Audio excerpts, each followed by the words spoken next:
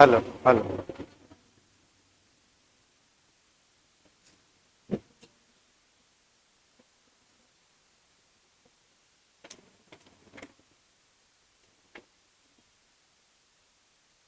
Hello.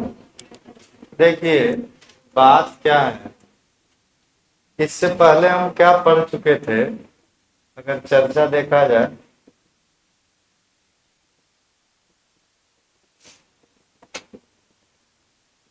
क्या पढ़े थे, मासिक चक्र की कितनी अवस्थाएं होती है? तीन अवस्था होती है। और चलो, पहला का नाम क्या था? ऋतुस्राव प्रावस्था। दूसरा का नाम पुटकीय प्रावस्था। और तीसरा का नाम स्रावी प्रावस्था। ठीक है। तो इसमें से क्या है, ऋतुस्राव प्रावस्था के बारे में, पुटकीय प्रावस्था के बारे में, स्रावी प्रावस्था के बारे में, तीनों प्रावस्था हमने पढ़ चुका था। क्या? तो मोटा मोटी ये सारी बातें हो गई थी। इसके बाद आगे चलना है क्या? इसको तो बढ़िया समझ ही लिया था। क्या क्या प्रोसेस हुआ, अगर 1 मिनट में अगर रिकॉल किया जाए कि क्या हुआ था इसमें। ठीक है ना? तो अगर हम बात करें ऋतुस्राव,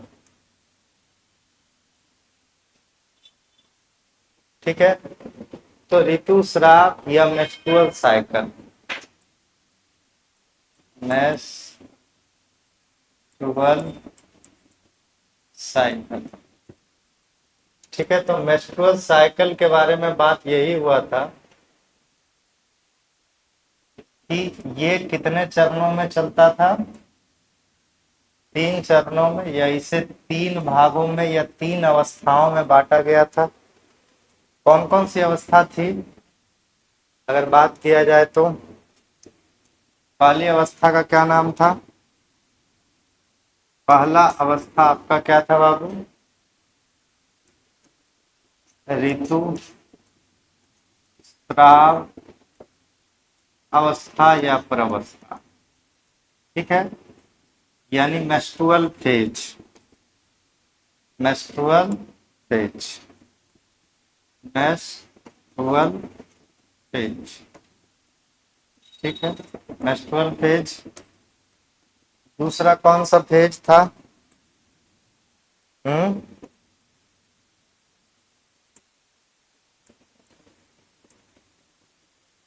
पुटकीय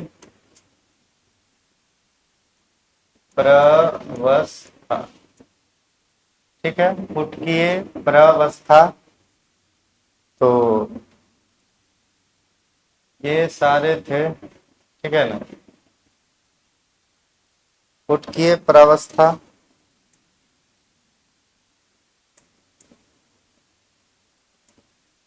तो दूसरा था पुटकीय प्रवस्था, और तीसरा क्या था? स्रावी प्रवस्था।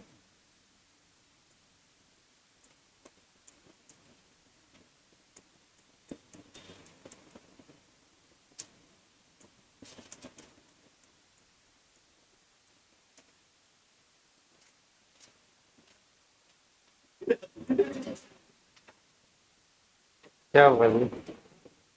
स्रावी प्रवस्था। हाँ, चलिए, अच्छी बात है। देखिए, तो ऋतुस्राव की जो भी थी, यहाँ पर कितनी अवस्थाएं थी? 3 अवस्था। पहला ऋतुस्राव अवस्था। दूसरा का नाम क्या था? तो वो हो गया। ठीक है ना? चलिए, तो नेक्स्ट आगे चर्चा के बारे में बात करें। और तीसरा जो था तुम्हारा क्या था? स्रावी प्रावस्था। इसका टाइमिंग क्या था बाबू? इसका टाइमिंग क्या था? 1 से 5 दिन। और इसका टाइमिंग क्या था? यानी 6वें दिन से शुरू होगा और 14 दिन तक चलेगा। ठीक है, और इसका टाइमिंग क्या था? 15वें से लेकर के कितने दिन तक? 28वें या 29वें दिन तक। यही था। टाइमिंग तो सबका पता चल गया था। अब इसमें होता क्या था जो भी गर्भाशय के अंदर परत बना है, गर्भाशय के अंदर किसका परत बनता है, यानी रक्तवाहिनियों, म्यूकस और ग्रंथियों का, यानी रक्तवाहिनी, गर्भाशय के दीवार के अंदर बहुत सारी रक्तवाहिनियों का विकास हो जाता है और साथ ही साथ वहां पर ग्रंथिल उत्तकों का भी निर्माण हो जाता है। और इतना ही नहीं, वहां पर म्यूकस के भी परत चढ़ जाते हैं। अब वही परत क्या होता है, टूटता, वही परत क्या होता है, तो जो परत बना है वह परत क्या होता है, टूटता है। ठीक है। अब उसके बाद फिर ये क्या करने का काम करता है, इसमें दो हार्मोन का उदय होता है। पहला कौन, एफएसएच। कौन एच, एफएसएच कुछ काम करता है। और एफएसएच काम करने के बाद आपको बताया गया था, जैसे ही एफएसएच निकल जाता है तो शुरू में हाई मात्रा में ये एफएसएच निकलता है और निकल करके एक पुटक यानी बहुत सारे प्राथमिक पुटक होते हैं, उसमें से एक पुटक को सेलेक्ट किया जाता है और एक पुटक अंडा बनने के लिए बाहर आता है। एक पुटक अंडा बनने के लिए क्या आता है, तो ये एक ही पुटक आया, किसके द्वारा आया, एफएसएच द्वारा। अब ये पुटक आया, अब इस अंडाणु ने तुरंत एक और हार्मोन निकाल दिया, इनहिबिन। कौन हिबिन, और इनहिबिन निकालने के कारण क्या हो गया, इनहिबिन निकालने के कारण एफएसएच का लेवल की हो गया, डाउन हो गया। तो इसलिए शुरू में एफएसएच बढ़ गया और जैसे ही एक अंडा बाहर निकल गया, एक पुटक बाहर निकल गया, उस पुटक ने इनहिबिन निकाल करके एफएसएच के लेवल को की कर दिया, डाउन कर दिया। कल के डेट में किसी महिला में आईवीएफ कराना होगा, आईवीएफ कराना होगा किसी महिला में, निसंतान महिला के संतान उत्पत्ति के लिए आईवीएफ कराना होगा, तो उस समय बाहर से एफएसएच हार्मोन डाला जाएगा। जैसे ही बाहर से एफएसएच हार्मोन डाला जाएगा, पहले एफएसएच हार्मोन की मात्रा निकलती थी, लेकिन निकलने वाला अंडाणु ही उस हार्मोन की मात्रा को कम कर देता था। क्या कर देता था, कम कर देता था इनहिबिन के सहारे। लेकिन कल के डेट में जब आईवीएफ होगा तो एक बार में बहुत सारा अंडा निकालकर बहुत सारा पुटक को बाहर निकाला जाएगा, बहुत सारा पुटक या अंडा को क्या निकाला जाएगा। तो उस स्थिति में महिला को एफएसएच हार्मोन का सुई दिया जाएगा और एफएसएच हार्मोन का कमाल रहेगा कि एक बार में लगभग 6-7 गो या 8 गो पुटक क्या हो जाएगा, बाहर निकल जाएगा। निकलना चाहिए एक पुटक या विकसित होना चाहिए एक, नॉर्मली एक पुटक विकसित होता है, लेकिन आईवीएफ के क्रम में जो भी रहेगा, यानी डॉक्टर अपनी आवश्यकता अनुसार 5-6 पुटक विकसित कर देता है, या जो भी रहेगा 8 पुटक विकसित कर देता है और विकसित करके उसको सुई के माध्यम से उन सभी पुटक को बाहर निकाल लिया जाता है और बाद में इसी अंडा को बाहर में मिलाया जाएगा। बाहर में क्या किया जाएगा, मिलाया जाएगा, निषेचन कराया जाएगा, उसके बाद गर्भाशय में रखा जाएगा। तो याद रखिए, एफएसएच महिलाओं में प्राकृतिक रूप से निकलती है, लेकिन उसकी मात्रा को कंट्रोल करके केवल एक ही पुटक विकसित होता है, इसलिए एक बार में एक अंडा निकलता है। चूंकि महिलाओं के गर्भाशय का इस तरीके से डिजाइन है कि एक बार में वो एक ही इम्ब्रायो को क्या कर सकता है, एक ही इम्ब्रायो या एक ही भ्रूण का पालन कर सकती है, इसलिए एक बार में एक ही पुटक विकसित होता है।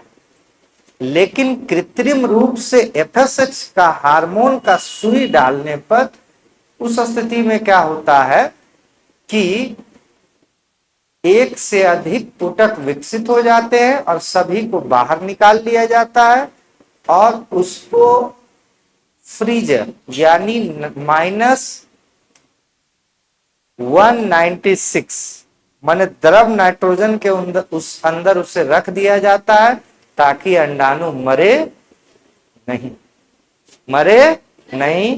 और फिर एक एक अंडा या दो दो अंडा पर दो दो अंडा को निकालकर उसे बाहर ही मिला दिया जाता है, निषेचन करा दिया जाता है और महिलाओं के अंदर क्या कराया जाता है, स्थापित किया जाता है। 2 अंडा अंदर डाला, हो सकता है दोनों में से एक को अंडा नहीं अटकेगा, दोनों में से एक को अंडा नहीं अटकेगा। जब नहीं अटकेगा तो फेल कर गया, तो क्या फिर से अंडा निकाला जाएगा, महिला को फिर से FSH का सुई दे करके अंडा निकाला जाएगा। महिलाओं ने अंडा निकालने में बहुत तकलीफ होता, समझ रहा है, बहुत यातना होता है, इसलिए उसे बार बार दुख नहीं दिया जाता है, एक ही बार दुख दे करके 8-9 अंडा निकाल दिया जाता है ताकि फेल हो जाए एक बार तो उसी अंडा का उपयोग दोबारा कर दिया, फिर तिबारा कर लिया जाए। समझ रहा है ना, कभी ना कभी तो सक्सेस हो गया, लेकिन 4-5 बार सक्सेस नहीं हुआ तो फिर से FSH का सुई डालना पड़ा। समझ रहा है, और वो इंतजार करना पड़ेगा, मासिक चक्र के कुछ दिन बाद ही डालना पड़ेगा। नहीं समझा, जखने मन तकने नहीं, क्योंकि उनका अंडा निश्चित समय है, 14वें दिन निकलेगा न। पुरुषों में तो शुक्राणु कभी भी निकलवा दिया जाता है, लेकिन महिलाओं के लिए 1 महीने का इंतजार किया जाता है। चलिए, तो FSH समझ गए, निकलता है कौन अवस्था में। आपसे पूछा जा सकता है ऋतुस्राव की किस अवस्था में FSH निकलता है, ऋतुस्राव अवस्था में या पुटकीय प्रवस्था में या स्रावी प्रवस्था। कौन? पुटकीय प्रवस्था में FSH निकलता है और इसका काम है पुटक का विकास करना। पुटक का क्या करना? विकास करना। यानी प्राथमिक पुटक से कौन सा पुटक बनेगा? द्वितीयक पुटक, और द्वितीयक से क्या बनेगा? तृतीयक पुटक, और तृतीयक से क्या बनेगा छोटे? ग्राफियन पुटक। कौन पुटक? ग्राफियन पुटक बनेगा, ठीक है ना। तो इस हिसाब से पुटक के विकास में कौन सा हार्मोन मदद किया? और आपने यह भी पढ़ रखा है, जब पुटक का विकास होता है तो चारों ओर कौन सा सेल जमा हो जाता है? ग्रैनुलोसा। कौन लोसा? और यही ग्रैनुलोसा क्या निकालता है? Estrogen hormone. कौन हार्मोन? तो ये भी बात हमें पता चला कि इसी फेज में कौन सा हार्मोन? एस्ट्रोजन हार्मोन निकलना शुरू होता है। अब इस हार्मोन का काम क्या है छोटे? इस हार्मोन का काम है कि गर्भाशय की दीवार जो टूट गई थी उसको रिपेयर करना है, उसमें रक्तवाहिनी जो कम था उसे रक्तवाहिनी पुनः क्या करना? विकसित करना। पुनः क्या करना है? तो कहता है वो एस्ट्रोजन हार्मोन का लेवल एक बार हाई कब होता है? पुटकीय प्रवस्था। कौन अवस्था में?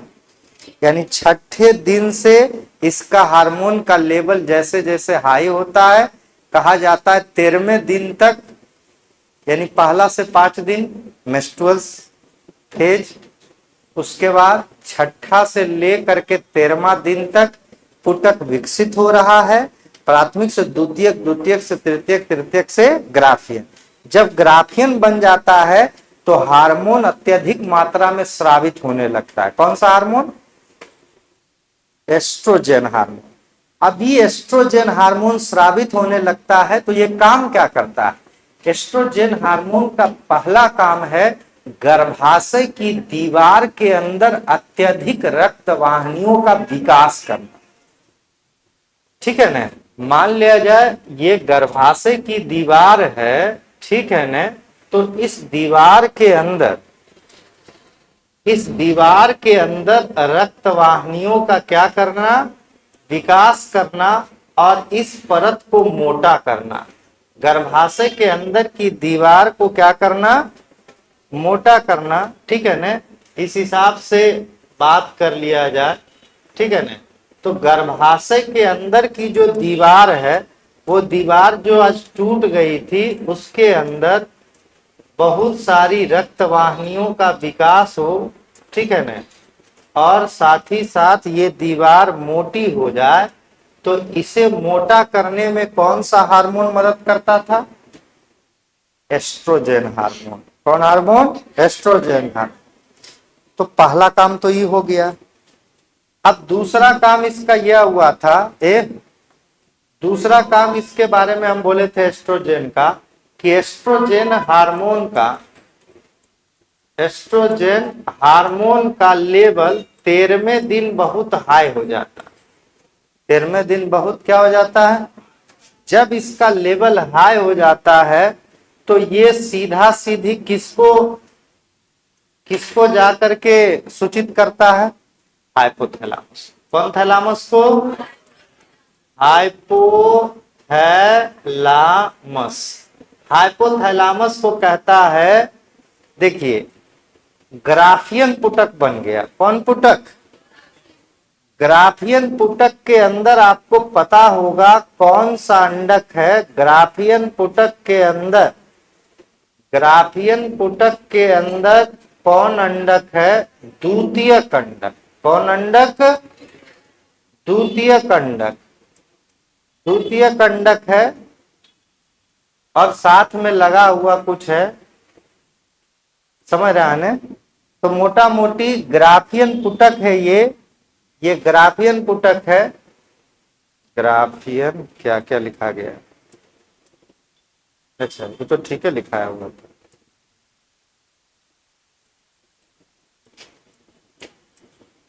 द्वितीय कंडक, द्वितीय कंडक है। और ये द्वितीय कंडक के साथ साथ जो ये पीला रंग का बिंदु है, इसके बारे में समझ लीजिए क्या है? ये है प्राथमिक ध्रुवीय, ध्रुवीय पिंड। अच्छा, कंफ्यूजन ज्यादा नहीं हुई, सुनिए बात को। ग्राफियन पुटक, ग्राफियन पुटक, तो ग्राफियन पुटक के अंदर द्वितीय कंडक है। जब तक ग्राफियन पुटक फटेगा नहीं, जब तक द्वितीय कंडक बाहर नहीं निकलेगा। ग्राफियन पुटक एक दीवार है और इस दीवार के अंदर कौन सोया हुआ है? द्वितीयक अंडक। कौन अंडक? द्वितीय कंडक ग्राफियन पुटक के अंदर सोया हुआ है और वो कह रहा है कुछ है, समझ रहे हो ने? क्या कह रहा है? कि हमको बाहर निकलना है। हमको क्या करना है? हाँ, कुछ ऐसा कर कमाल कि ग्राफियन पुटक हट जाए और अंडाणु शुक्राणु का हो जाए। अंडाणु नहीं कहता कुछ ऐसा कर कमाल कि तेरा हो जाए, वैसी कह रहा है कि कुछ ऐसा कर कमाल कि ग्राफियन पुटक हट जाए और अंडाणु बाहर निकल जाए, और ये अंडाणु बाहर निकलकर किसका हो जाए? शुक्राणु का हो जाए। ठीक, तो इस कमाल के करने में एक हार्मोन की भूमिका होगी और उस हार्मोन का नाम होगा एलएच हार्मोन। माने इसको हटने में मदद करेगा कौन सा? एलएच। तो ग्राफियन पुटक सोच रहा है कि हमें शुक्राणु के होने में कौन मदद है? ग्राफियन पुटक के अंदर जो द्वितीय कंडक है, ग्राफियन पुटक के अंदर जो द्वितीय अंडक है, वो अंडक कह रहा है कि हमें शुक्राणु का होना है और इसके होने, हमें उससे मिलने के लिए हमें बाहर निकलना पड़ेगा। समझ रहा है? ये दरवाजे टूटेंगे, समझ रहे हो ने? यानी ये ग्राफियन पुटक का फाटक टूटेगा और द्वितीय कंडक छूटेगा। नहीं समझा? यानी कि ग्राफियन पुटक नामक जो दरवाजा या फाटक है, ये टूटेगा और द्वितीयक अंडक छूटेगा और छूटने के बाद ये अंडवाहिनी में जाएगा और ये शुक्राणु का हो जाएगा। ठीक है ना। तो बात है कि इस फाटक को टूटना है, इस फाटक को क्या करना है, टूटना है। तो इस फाटक या इस दरवाजे को तोड़ने में कोई मदद कर सकता है तो एलएच है, जिसको कहते हैं luteinising, luteinising, luteinizing hormone, luteinizing hormone. ध्यान से समझिए, ल्यूटिनाइजिंग हार्मोन क्या करेगा, इसको, इस ग्राफियन पुटक को या इस दरवाजे को तोड़ने में मदद करेगा। अब आपको समझना होगा कि ये निकलता कहां से है, ये मिलता कहां है न, वहीं से इसको बुलाएंगे कि आओ पधारो हमारे देश रे। तो ये मिलता कहां से है, पीयूष ग्रंथि से। ये रहता कहां है छोटे, पीयूष ग्रंथि में ये रहता है, पीयूष ग्रंथि में ये रहता है। तो पीयूष ग्रंथि अब किसकी किसकी बात सुन सकता है, ये हाइपोथैलेमस की बात सुनता है न। तो एस्ट्रोजन, ये ग्राफियन पुटक, फिर से रिकॉर्ड, ग्राफियन पुटक हटना चाह रहा है क्योंकि द्वितीय कंडक बाहर निकलना चाह रहा है। अब ये बात बगल वाले जो ग्रैनुलोसा सेल है, कौन सेल है, ग्रैनुलोसा सेल, उससे निकलने वाला एस्ट्रोजन हार्मोन को पता चल गया और एस्ट्रोजन का लेवल अभी बहुत हाई है। तो हमने कहा एस्ट्रोजन दीवार बनाने में मदद करता है, और दूसरी बात ये एस्ट्रोजन हाइपोथैलेमस को कहता है कि तुम बोलो पीयूष ग्रंथि को, तुम बोलो पीयूष ग्रंथि को कि वो क्या निकाले, एलएच निकाले, और यही एलएच के मदद से ग्राफियन पुटक नामक फाटक टूट जाए और हमारा अंडाणु छूट जाए। ठीक, तो किस्सा यह है। तो ये एस्ट्रोजन हाइपोथैलेमस को कहा, और हाइपोथैलेमस ने एक हार्मोन निकाला जीएनआरएच, और इसी हार्मोन के थ्रू किसे कहा गया, पीयूष को। अब पीयूष ने निकाला भी एलएच हार्मोन, और साथ में एक और हार्मोन निकाल दिया जिसका नाम क्या है, एफएसएच। तो एफएसएच 2 बार निकला, एक बार तो शुरू में निकला और एक बार 13वें दिन निकला, एक बार 13वें दिन निकला। इसलिए एफएसएच का लेवल 2 बार अप होता है। ठीक है ना, एफएसएच, एफएसएच। अब क्या बात हुआ, इतना में काम नहीं चल रहा था, तभी एस्ट्रोजन डायरेक्ट जाके पीयूष को कहा कि थोड़ा सुकेलेच बढ़ा दीजिए आप। तो एलएच ई और बढ़ा दिया, एलएच ई और की कर दिया। तो एस्ट्रोजन जा करके ई हो गया लड़का, ई हो गया कोई आदमी जिसने एलएच निकाला, और ई किसका बात मानता था, हाइपोथैलेमस। यानी पीयूष के पप्पा को जाके कह दिया। पहले तो एस्ट्रोजन किसको जाके कहा, पीयूष के पप्पा को, कि अपना बेटा को कह दीजिए क्या निकाले लगे, क्या बाहर, एलएच बाहर निकाले कह दीजिए, उसके खजाने में एलएच है। अब तो पहले तो उसके पापा को कह दिया तो एलएच निकला, अब उसी को डायरेक्ट जाके कहा कि एलएच निकालिए। तो एलएच डायरेक्ट भी निकला और एलएच इनडायरेक्ट भी निकला, 2 बार एलएच निकला। इसलिए एलएच की मात्रा बहुत ज्यादा हो गई, एलएच की मात्रा बहुत ज्यादा हो गई। और जब एलएच की मात्रा ज्यादा हुई तो इसी घटना को कहेंगे एलएच सर्ज। कौन सर्ज, एलएच सर्ज।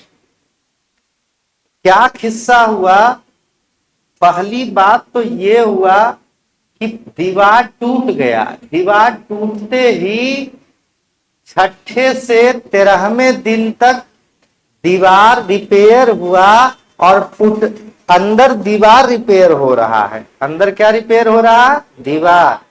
और अंडाशय में क्या खेल चल रहा है? अंडाशय में खेल चल रहा है प्राथमिक से द्वितीयक, द्वितीयक से तृतीयक और तृतीयक से ग्राफियक। ये छठे दिन से खेल शुरू हुआ और 13वें दिनों तक चला। छठे से लेके कहां तक? 13वें दिन के 13वें दिनों में ग्राफियन पुटक के अंदर जो बैठा हुआ द्वितीय कंडक है वो कहा हम बाहर निकलना चाहते हैं, ऐ भैवा मदद करो। तब भैवा के रूप में काम किया एस्ट्रोजन। कौन जेन?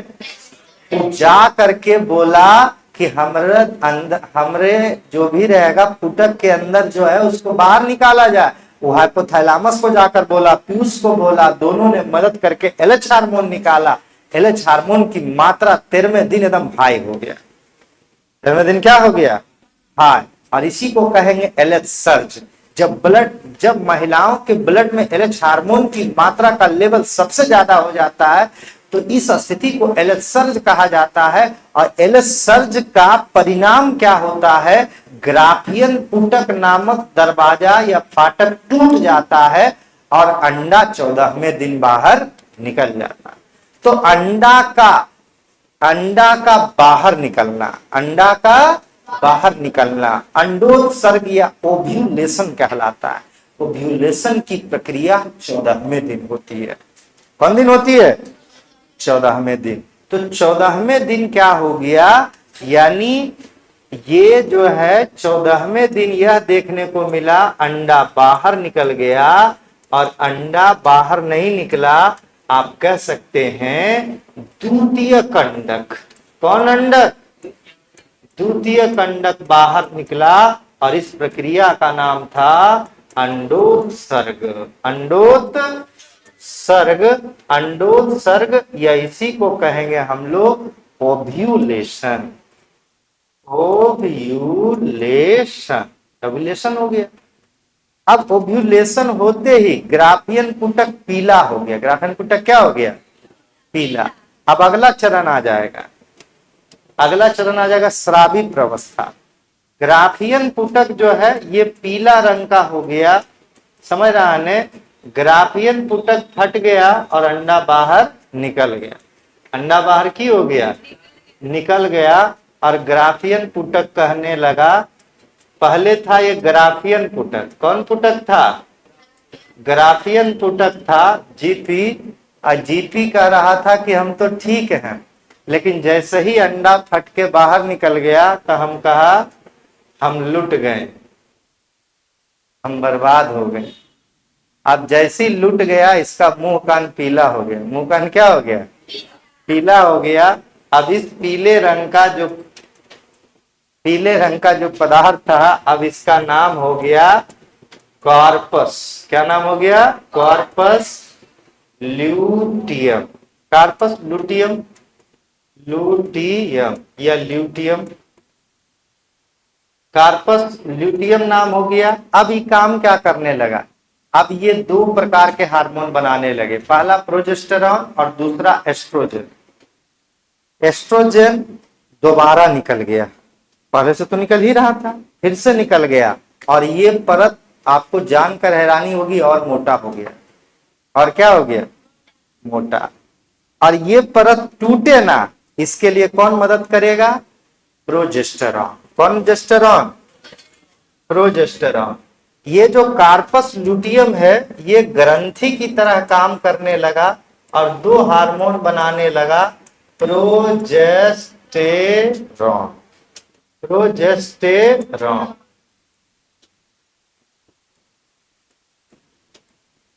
प्रोजेस्टेरॉन। तो प्रोजेस्टेरॉन बनाने लगा और साथ ही साथ एस्ट्रोजन हार्मोन बनाने लगा।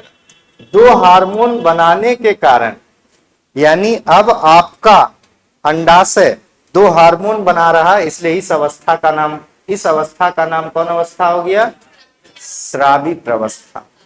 और साथ ही साथ गर्भाशय के अंदर कुछ ग्रंथियों का भी क्या होने लगा? निर्माण होने लगा, विकास होने लगा, तो ग्रंथियां बनने लगेगी, तो ग्रंथियां कुछ ना कुछ पदार्थ स्रावित करेगी, ठीक है ना। इसलिए इस अवस्था का नाम कौन अवस्था हो गया? स्रावी अवस्था। कौन अवस्था? स्रावी अवस्था में कौन कौन से हार्मोन निकल रहे थे? तो दो हार्मोन, प्रोजेस्टेरॉन और कौन? एस्ट्रोजन, ठीक है। ये क्या कर रहा था? लेयर को मेंटेन रख रहा था। जो लेयर बना था या जो रक्तवाहिनी बनी थी उसे मेंटेन रख रहा था। उसे क्या रख रहा था? और ये परत को और क्या कर रहा था? मोटा। ये परत को मोटा बना रहा था।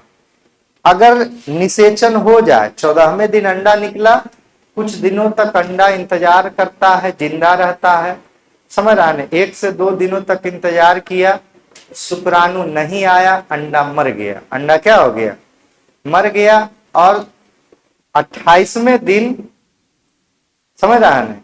जैसे अंडा अगर निषेचन हो जाता, तो निषेचन होने के बाद ये निषेचित अंड कहाँ चल जाता? गर्भाशय।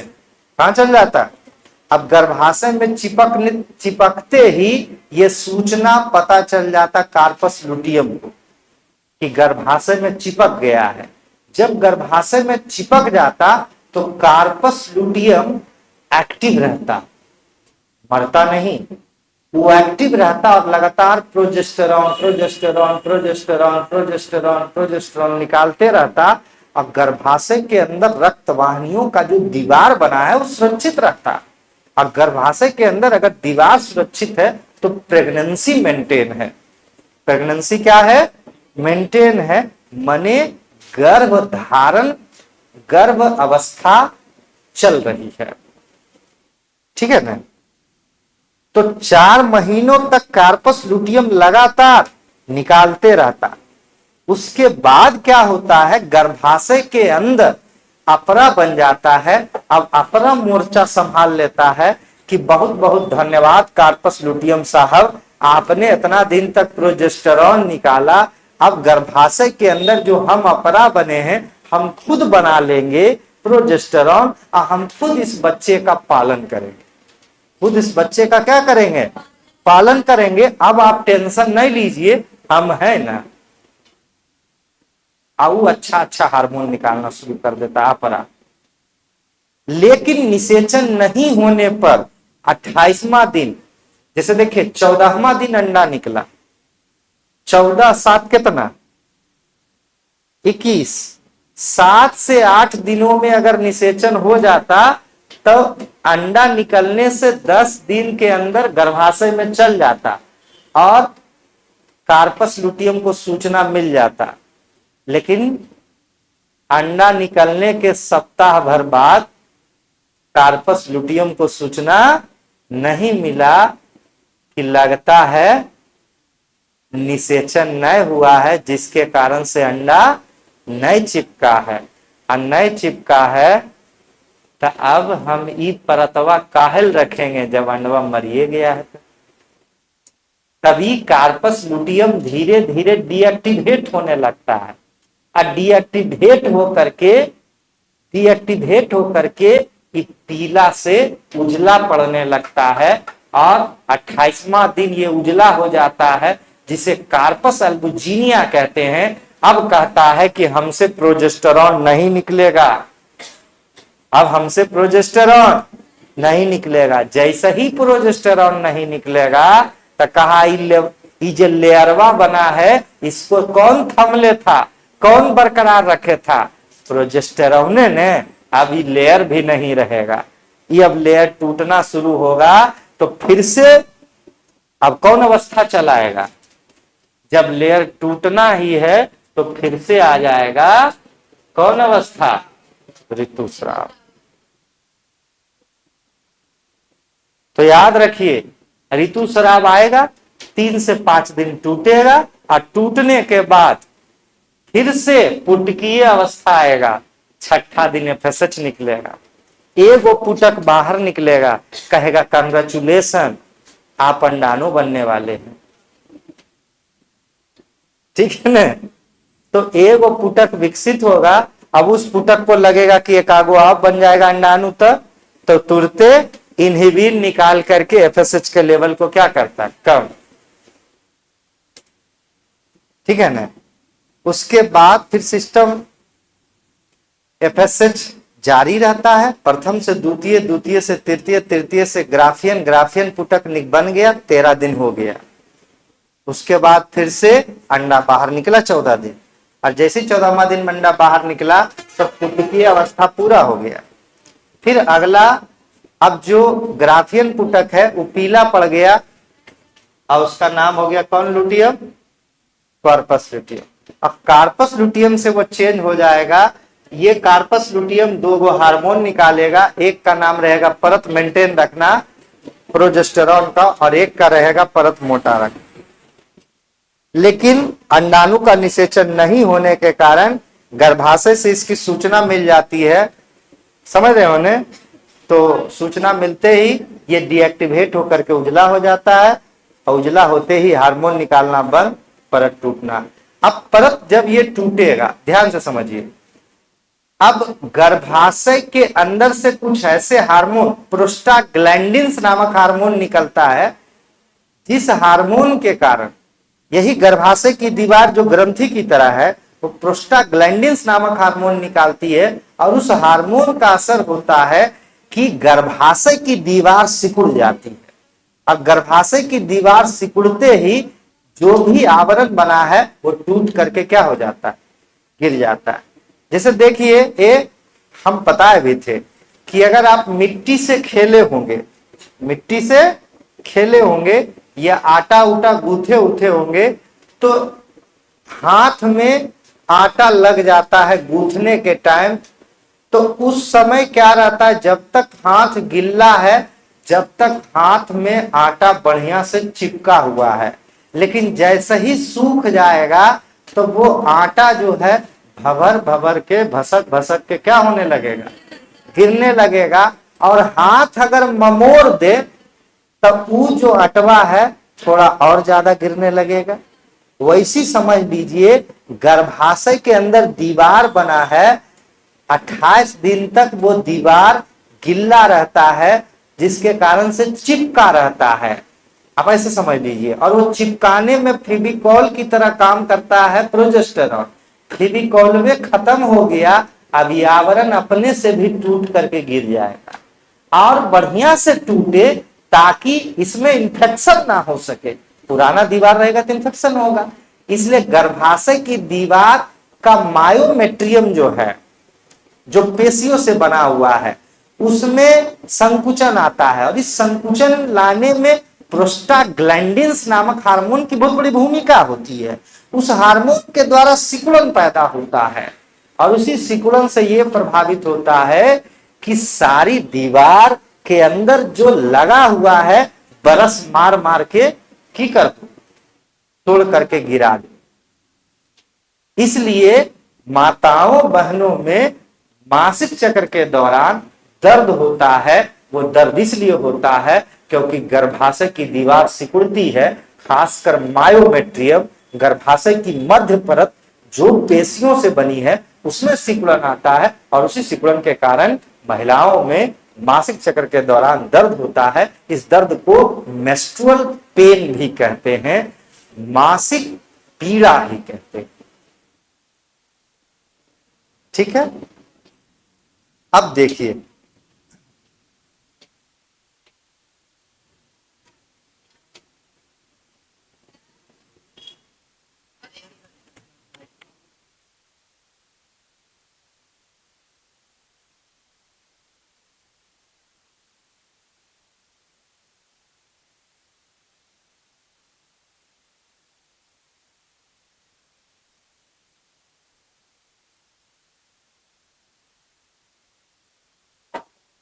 चलिए अब बात आगे होता है निषेचन। क्या होता है, निषेचन। देखिए, अंडा, यहां पर इस बात को समझिए, इस फिगर में दिखाया गया है आपको। इस फिगर में देख सकते हैं पूरी चीजों को। इसमें ये पुटक है, पुटक विकसित हो रहा है, समझ रहा है ना। विकसित होने के बाद पुटक फट गया, फट करके अंडा बाहर निकल रहा है। जिसको सेकेंडरी oocytes या द्वितीयक क्या कहेंगे? अंडक। कौन अंडक? द्वितीयक अंडक। द्वितीयक अंडक बाहर निकल गया, निकलते ही पीले रंग का पदार्थ बन गया जिसका नाम क्या है? Corpus luteum. कौन luteum? Corpus luteum. Corpus luteum. अभी जो अंडा निकला है द्वितीयक अंडक, कौन अंडक? द्वितीयक अंडक में दो चीज है, एक तो द्वितीयक अंडक हुआ और साइड में छोटी सी कोशिका है जिसका नाम है फर्स्ट पोलर बॉडी।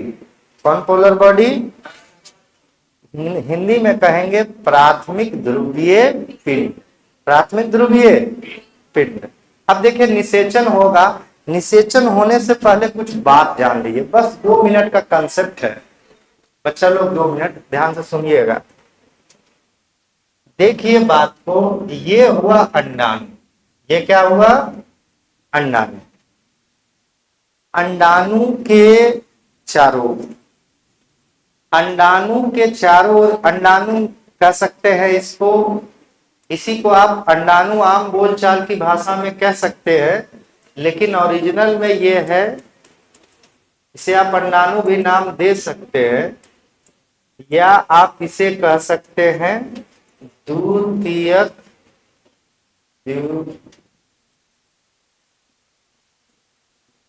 द्वितीयक अंडक।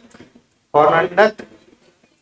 द्वितीयक अंडक। ध्यान दीजिए, द्वितीयक अंडक इसे आप नाम दे सकते हैं। होता क्या है, ए बाबू ध्यान दीजिए, अंडाणु के फिगर में, अब इसमें क्या होता है, एक कोशिका होती है अंदर की ओर, ध्यान दीजिएगा, एक कोशिका अंदर की ओर होती है और इस अंदर की ओर जो कोशिका है, इस कोशिका का नाम होता है, इस कोशिका का नाम होता है द्वितीयक अंडक। इंग्लिश में कहते हैं सेकेंडरी oocytes। Secondary oocytes। कौन oocytes? Secondary oocytes। आप सही है, ऐसे भी लिख सकते हैं सेकेंडरी oocytes। ठीक है। अब इतना ही नहीं, सेकेंडरी oocytes का एक केंद्रक हो गया और ये इसमें कौन सा द्रव है? कोशिका द्रव। कौन द्रव? और ये इसका केंद्रक हुआ जिसमें गुणसूत्र के गो है 23 गुणसूत्र के गो, और ये इसका चारों ओर का कोशिका झिल्ली। कौन झिल्ली? कोशिका झिल्ली। इसके बाहर रहता है प्राथमिक ध्रुवीय पिंड। प्राथमिक ध्रुवीय। अब इसके चारों ओर अकोशिकीय, बिना कोशिका से बना हुआ पारदर्शक झिल्ली रहता है और इस पारदर्शक झिल्ली का नाम होता है जोना पेलुसिडा। जोना पेलुसिडा, पारदर्शक झिल्ली जो बिना कोशिकाओं से बना होता है। इसके अलावा कोशिकाओं से बनी हुई संरचना होती है जो किसके रूपांतरण से बनी है? वही ग्रेनुलोसा सेल। कौन सेल? ग्रेनुलोसा सेल ही मॉडिफाई होकर के, रूपांतरित होकर के किसमें बदल गई है? ये बदल गई है कोरोना रेडिएटा। कौन रेडिएटा? Corona radiata. ये जो नारंगी रंग का सब दिख रहा है, ये सारे कौन रेडिएटा हैं? Corona radiata. First of all सबसे पहला कोरोना रेडिएटा हो गया। अब कोरोना रेडिएटा के आसपास, कोरोना रेडिएटा के आसपास क्या होता है? ये जो द्रव है, कोरोना रेडिएटा के बीच में कुछ पदार्थ रहते हैं जिससे कोरोना रेडिएटाओं की कोशिकाएं आपस में जुड़ी रहे। कोरोना रेडिएटा की कोशिकाएं आपस में जुड़ी रहे। आकारीय क्रीट हिंदी में क्या नाम होता है? आर्य क्रीट या आकारीय क्रीट होता है? अच्छा देख लेते हैं हिंदी नाम। हिंदी नाम इसका है आर्य क्रीट। कौन क्रीट? आर्य नाम है आर्य उरी भाई, आर्य क्रीट। क्या जना रहा? आर्य क्रीट। ठीक है, आर्य क्रीट। आर्य क्रीट हो गया। इसका हिंदी नाम कोरोना रेडिएटा। देखिए आर्य क्रीट कोशिकाओं से बना हुआ है, जोना पेलुसिडा कोशिकाओं से बना हुआ नहीं है। ध्यान दीजिए।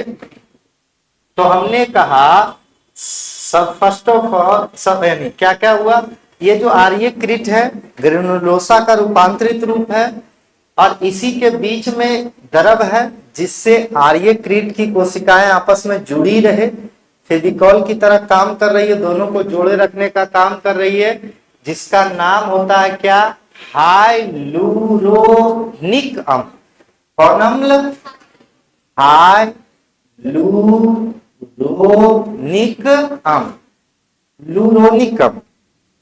आप याद रख सकते हैं, किसी को बोल रहे हैं हाय तुमको लूर नहीं है, हाय तुमको क्या नहीं है, गुस्सा अलग जाएगा, वो अलग बात है। तो क्या क्या हमने देखा, उसके साथ ही साथ इसमें एक प्रोटीन रहता है, कोशिकाओं के चारों ओर प्रोटीन होता है जिसे एंटीजेन भी कहते हैं। तो एंटीजेन के रूप में यहां पर एक प्रोटीन रहता है अंडाणु में जिसका नाम होता है फर्टिलाइजिन। कौन लाइजिन? फर्टिलाइजिन। इसका नाम क्या होता है छोटे? फर्टिलाइजिन। इसका नाम क्या है? फर्टिलाइजिन। फर्टिलाइजिन। हमने क्या क्या बोला इस बात को समझ लीजिए। हमने कहा ये अंडाणु का फिगर। किसका फिगर है? अंडाणु का।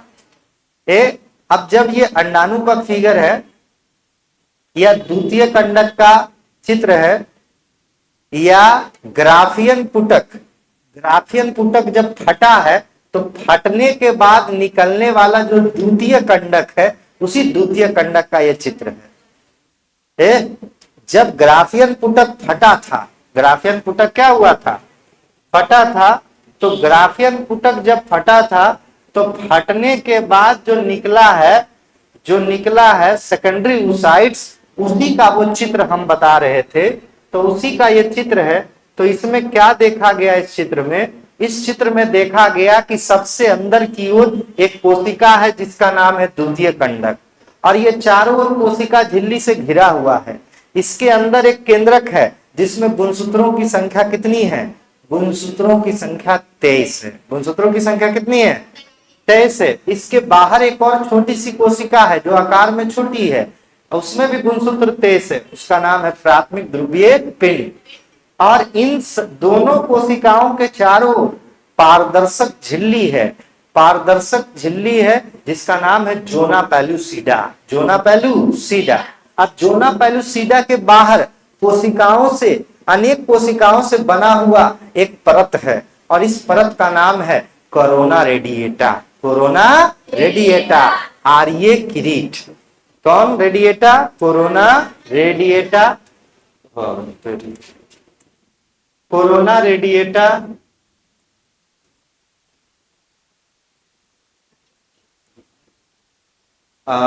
कोरोना रेडिएटा या आर्य क्रीट कहा हमने। ठीक है। अब ये आर्य क्रीट की कोशिकाएं आपस में जुड़े रहे इसलिए इसके बीच में हाइलुरोनिक कौन अम्ल मौजूद है? हाँ, हाइलुरोनिक अम्ल क्या है? मौजूद है।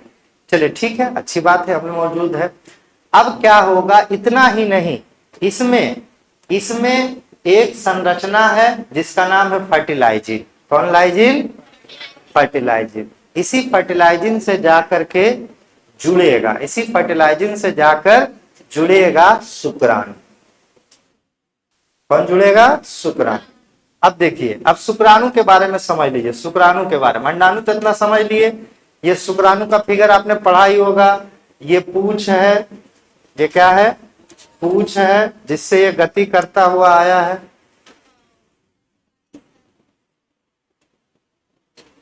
सखी रे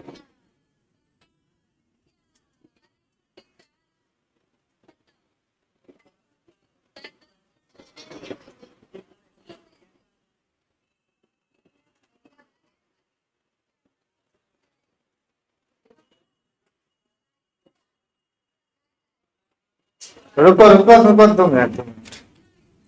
खाली यार नानू हमको बताओ, सुब्रानू और नानू।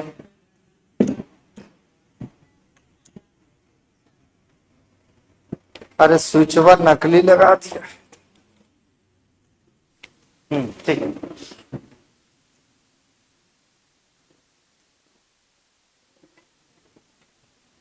रिकॉर्डिंग हो रहा, चलिए ठीक है। बस 1 मिनट का बात है।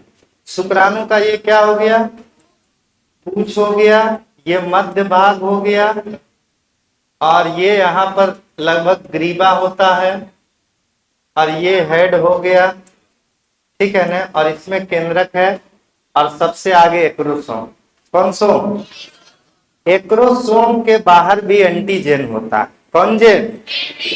और उस एंटीजेन का नाम होता है एंटी फर्टिलाइजिन। कौन फर्टिलाइजिन? तो इधर से शुक्राणु आता है और इधर से अंडाणु। अंडाणु एक जगह स्थिर रहता है, अंडाणु एक जगह स्थिर रहता है। अंडवाहिनी का एम्पुला क्षेत्र जो है, समझ रहे हैं, जो सबसे चौड़ा है, वही एम्पुला और स्थमस के बीच या एम्पुला के पास अंडाणु आकर के रुक जाता है, और इधर से शुक्राणु आता है पूंछ हिलाते हुए एकदम तेजी से। अब आने के बाद शुक्राणु का जो एंटी फर्टिलाइजिन है, वह एंटी फर्टिलाइजिन जा करके अंडाणु के फर्टिलाइजिन से जाके जुड़ जाता है। लगता था, समझ रहे हैं, दोनों जाके जुड़ गया। लग रहा था दोनों एक दूजे के लिए बने थे, दोनों एक दूजे के लिए बने थे। दोनों जाके एकदम सेट हो जाता है। क्या हो जाता है? सेट।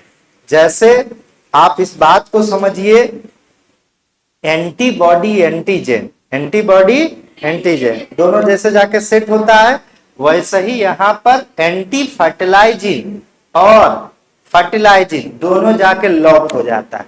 दोनों जाके की हो जाता है? लॉक हो गया। लॉक होते ही यहां जो मौजूद है, देखिए आपको पता है, शुक्राणु के जो हेड होते हैं, अग्रभाग है, इसका नाम कौन सोम होता है? एक्रोसोम। कौन सोम? एक्रोसोम में एंजाइम भरा रहता है जिसका नाम होता है हाइड्रोलाइजिंग हार्मोन या हाइड्रोलिटिक हार्मोन। Hydrolysing enzyme. कौन एंजाइम भरा होता है? हाइड्रोलाइजिंग एंजाइम या हाइड्रोलिटिक एंजाइम। हाइड्रोलाइजिंग या हाइड्रोलिटिक एंजाइम। और इस हाइड्रोलाइजिंग हार्मोन के अंदर क्या रहता है? इसके अंदर रहता है हाइलुरोनिडोज। हाइलुरो। इसके अंदर रहता है corona penetrating enzyme. Corona penetrating enzyme. यानी इसके अंदर होता क्या क्या है? इसके अंदर होता है बच्चा लोग, पहला हाइलुरोनिडोज। फर्स्ट ऑफ ऑल हमने क्या कहा? हमने कहा कि शुक्राणु का अग्रभाग एक्रोसोम कहलाता है। ये एक्रोसोम है, दिस इज द एक्रोसोम। ये एक्रोसोम है, और इस एक्रोसोम के ऊपर लगा हुआ एंटीजेन का नाम क्या है? Anti fertilising. और इसके अंदर जो द्रव भरा हुआ है, इस द्रव का नाम है hydrolysing hormone, sorry hydrolysing enzyme या हाइड्रोलिटिक एंजाइम। और इस एंजाइम के अंदर क्या मौजूद है? इस एंजाइम के अंदर, इस हाइड्रोलाइजिंग एंजाइम के अंदर कई एंजाइम है। समझ रहा है? कई एंजाइमों को मिलने से, कई पाचक एंजाइमों के मिलने से, कई पाचक एंजाइम एक साथ अगर मिल जाए तो उसको सम्मिलित रूप से हाइड्रोलाइजिंग एंजाइम कहते हैं। और उस हाइड्रोलाइजिंग एंजाइम के अंदर होता क्या क्या है, जो समझ लीजिए। इस एंजाइम के अंदर हाइलुरोनिडोज और साथ ही साथ कोरोना पेनिट्रेटिंग एंजाइम, और साथ ही साथ जोनालाइसिन एंजाइम, जिसको हम लोग एक्रोसिन एंजाइम भी कहते हैं। कौन सी? एक्रोसिन। अब होता क्या है जो समझिए, इधर से कौन आ रहा है? इधर से शुक्राणु पूंछ हिलाते हुए आ रहा है, समझ रहे हो ना, गाना गाते हुए। कौन गाना गाते आता रहा है? हाँ?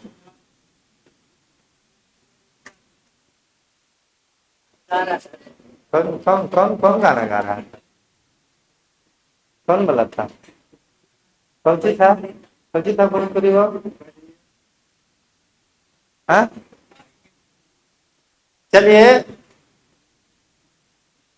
जो भी रहेगा, गाना गा रहा था, बहुत खुश होकर जा रहा था, एकदम लड्डू उड्डू फुटल रहा जा रहा था, पूछ छिड़ेले जा रहा था।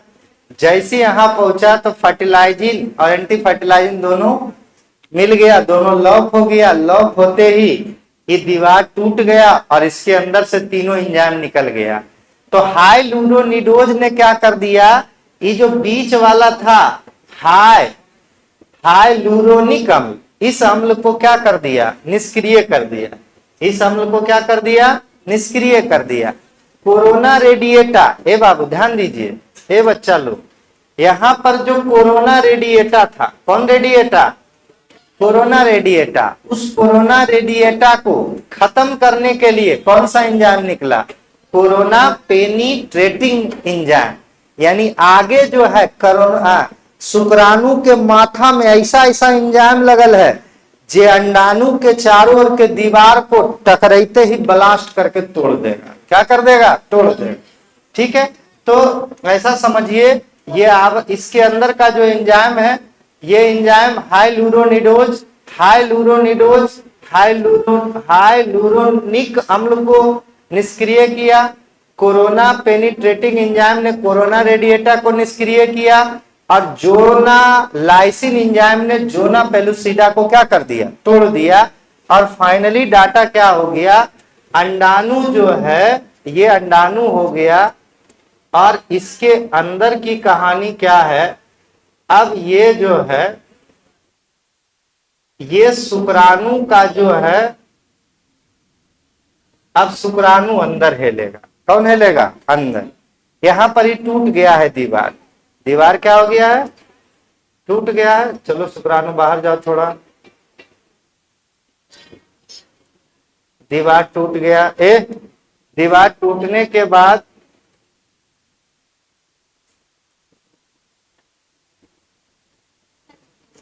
ये जो अंदर का आवरण है थोड़ा ऊपर की ओर खुल गया। जैसे पंचर हो जाता है तब खुल जाता है ना, गेट ही निकल गया है। वैसे ही ये जो आवरण है अंदर वाला कोशिका झिल्ली, कोरोना रेडिएटा यहां से टूट गया, ठीक है ना। और टूटते ही कोरोना रेडिएटा भी टूट गया और जोना पेलुसिडा भी टूट गया। और यहां जो अंदर की झिल्ली है वो बाहर की ओर क्या हो गई? निकल गई। बाहर की ओर क्या हो गई?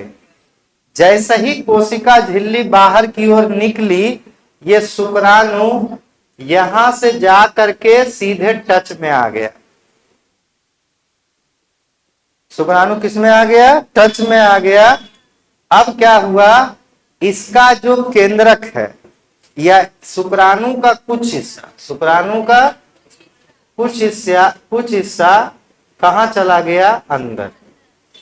जैसे ही ये फूल के बतौड़ा हुआ था, ध्यान दीजिएगा, ये बतौड़ा जैसी हुआ था वैसे ही अब ये जो भी रहेगा, द्वितीय कंडक किस प्रकार का हो गया है कि अब यह किसी बाहरी कोशिका को अंदर जाने दे देगा। लेकिन इससे पहले जो है बाहरी कोशिका को अंदर जाने नहीं दे रहा था। यानी आप कह सकते हैं द्वितीय कंडक डीपोलराइज हो गया। डीपोलराइज वैसी स्थिति होती है जिसमें बाहरी यानी कोशिका के चारों की कोशिका झिल्ली में जो छिद्र है वो छिद्र बड़े हो जाते हैं और बड़ा छिद्र हो जाने के कारण कोई भी बाहरी संरचनाएं आसानी से एंट्री मार सकती है। तो ये बतौड़ी फूलने से, बतौड़ी का फूलना क्या कहलाता है? अच्छा कुछ होता होगा। ये जो बतौली खुल गया है, इसके कारण कोशिका डीपोलराइज हो गई, यानी कोशिकाओं के चारों ओर का छिद्र, कोशिका झिल्ली का छिद्र बड़ा हो गया, और इस बड़े छिद्र से शुक्राणु आसानी से कहा मार दिया, एंट्री। जैसे ही दूल्हा आ गए, पहुना अंदर आ गए, अब तैयारी वारी शुरू हो गया। तैयारी वारी क्या हो गया? शुरू हो गया। ये जो द्वितीय कंडक था, कौन अंडक? द्वितीय कंडक जो था, ये द्वितीय कंडक विभाजन करना शुरू कर दिया। एक छोटे आकार की कोशिका बना दिया और एक बड़े आकार की कोशिका बना दिया, ठीक है ना। छोटे आकार का केंद्रक का नाम था द्वितीयक ध्रुवीय पिंड। कौन पिंड? द्वितीयक ध्रुवीय पिंड। और जो बड़े आकार की कोशिका थी, यही ओरिजिनल अंडाणु था। समझ रहा है? अंडाणु का केंद्रक था, और यही केंद्रक और मान लिया जाए, और ये केंद्रक दोनों आपस में मिल जाता है, और फाइनली क्या हो जाता है? निषेचन। क्या हो जाता है? दोनों मिल गया और फाइनली क्या हो गया? निषेचन। तो यह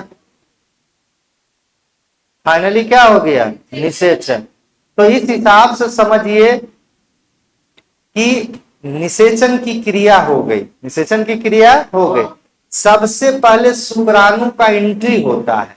शुक्राणु के एंट्री होते ही द्वितीय कंडक में अर्धसूत्री सेकंड होता है। अर्धसूत्री कौन होता है? M2 होता है। और M2 होते ही क्या होता है? एगो से क्यों कोशिका बनती है? दो।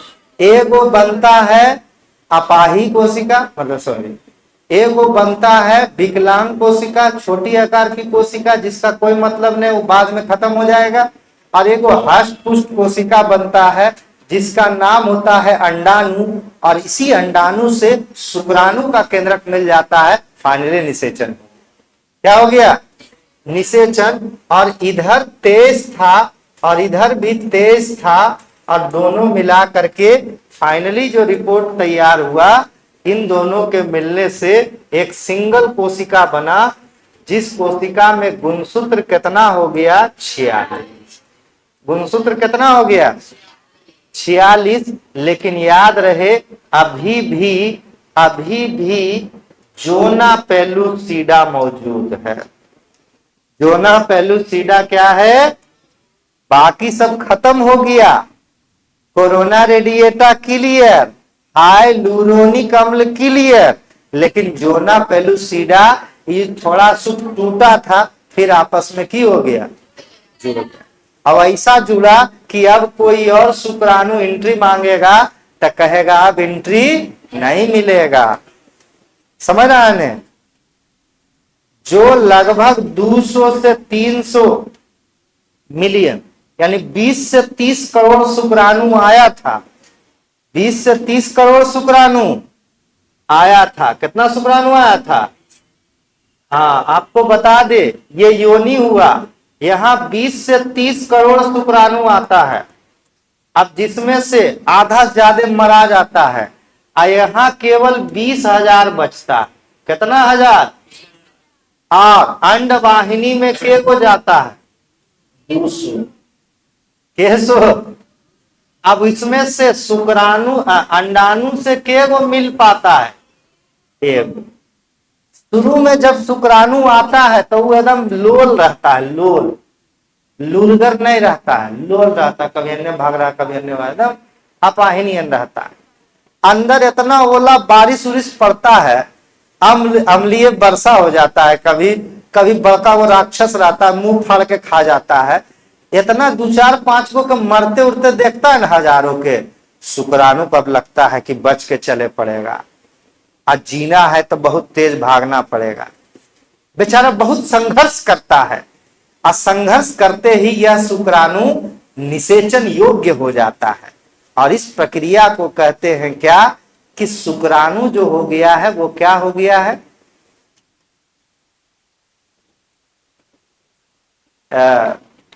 कैपेसिटेशन। शुक्राणु का क्षम, यानी शुक्राणु निषेचन योग्य अगर हो जाता है तो तो इस प्रक्रिया को कहते हैं कैपेसिटेशन। क्या कहते हैं? कैपेसिटेशन। पहले से शुक्राणु में कैपेसिटी नहीं होती है, क्षमता नहीं होती है निषेचन करने की। अगर एक अंडाणु और एक शुक्राणु रख दिया जाए तो शुक्राणु क्या जा करके उसका निषेचन कर पाएगा? जी नहीं। लेकिन अंडवाहिनी में जाता है और इतनी अधिक उसे दुर्लभ स्थितियां मिलती है और वही स्थितियां क्या बना देती है? उसे निषेचन करने योग्य बना देती है। और शुक्राणु का निषेचन करने योग्य बनने की प्रक्रिया को ही कैपेसिटेशन कहते हैं। क्या कहते हैं? कैपेसिटेशन। तो बिहार विद्यालय परीक्षा समिति ने पूछा था कि शुक्राणु का कैपेसिटेशन कहाँ होता है? तो मादा के जनन मार्ग में। मादा के कौन मार्ग में? जनन मार्ग कैपेसिटेशन होता है। समझ रहे हो बात को? तो क्या क्या पढ़ा, 1 मिनट रिकॉल कर लेते हैं। खत्म हो गया? नहीं, बहुत कुछ पढ़ लिया नहीं? क्या बज गया हूं? ठीक है, बहुत बहुत धन्यवाद।